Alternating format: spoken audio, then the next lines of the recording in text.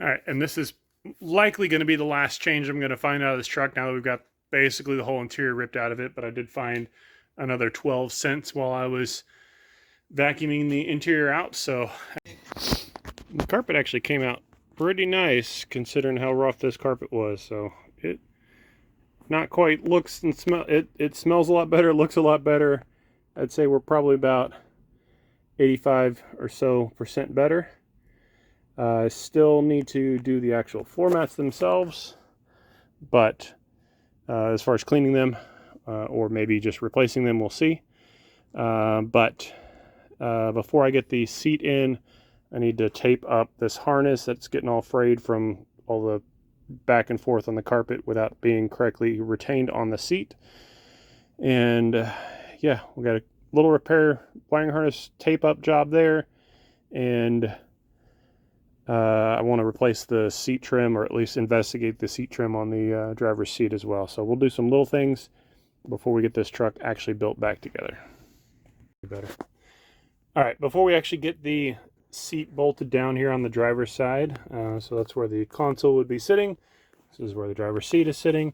We have the big giant fat harness that has been rubbing on the carpet because it was missing a retainer. So we have quite a bit of damage to the outer insulating layer. Now this would have been just kind of a heat shrink, kind of like electrical tape, but not really. It's doesn't have the sticky adhesive layer part of it, but basically it's like an electrical tape wrap. But it's not really in the best shape. So we're going to wrap it with some Mercedes felt tape, which is going to keep us from chafing, hopefully, or give us another fresh layer to start on. And this stuff doesn't have the ridiculous sticky residue that regular electrical tape does over time, or especially with heat cycles. And then we'll have to figure out, I think somewhere in here there was actually a retainer or zip tie or something to the actual seat frame that was missing. So we'll do what we can to get this guy taped back up. And so we'll need to remove the existing taping off of it and get it retaped here. And that is looking real nice now. So I got rid of all the old tape that was fraying, and we laid down a new layer of the felt tape. It looks excellent. So we will work on getting the console put in, and then we'll put in our seats. All right, so before we get the seat actually installed, I tidied up some of the connectors that routing wasn't correct, or the retainer wasn't right, or something like that, but a couple in here that I fixed. This is towards the front side of the seat. This is the retainer that is broken / missing for the harness, so we will need to work on getting that somehow zip tied or taped on. So I may just use some more of that Mercedes tape I had just to tape the harness in that location to keep it from getting in harm's way, and also helps kind of hold up the end of it a little bit as well. But we're going to work on getting the seat actually back in the hole. Also noting that the filter for the heated cool seats is in really rough shape. Probably has never been changed. So I don't know if we can still get those or not, or if they make an aftermarket replacement, but that is going to be on my shopping list here in a minute. Because that thing is rough. And I don't even know if the seats work yet, but I definitely know that I want to get that changed out. So we'll get the seat installed here and continue on our way. Okay, we got the seat lifted just so I get more room for my hands, and got my retainer taped onto the harness. That's actually pretty much how Ford does it. Obviously we're using slightly different tape, but the inspiration's still there. And yeah, we'll get the seat installed now, which means we'll need to plug the battery back in so we can move the power seat a little bit, but we'll start getting this thing bolted down. And since we actually have the repair manual book here, we're going to look up the torque specs for the front seat is going to be 35 foot-pounds, and it looks like our rear quad seat is what they call it. Mounting is going to be 26 foot-pounds. So 35 in the front and 26 in the rear.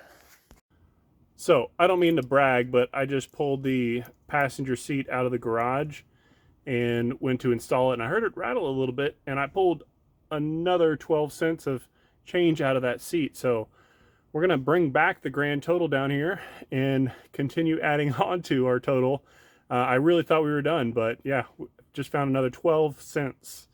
Big money. And keep in mind that the penny was recently discontinued from the National Treasury being produced. So these pennies are going to be worth big money soon. Big money.